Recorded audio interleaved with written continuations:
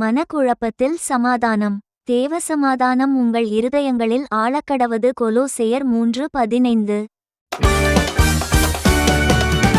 கிழக்கே போராட்டம், வடக்கே பிரச்சனை, தெற்கே சண்டைகள், மேற்கே எதிர்ப்புகள்.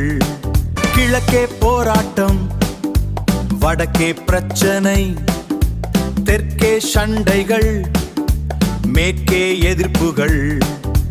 எங்கு போகணும் தெரியல, கண்ணீர் வடித்தேன். எங்கு போகணும் தெரியல, கண்ணீர் வடித்தேன்.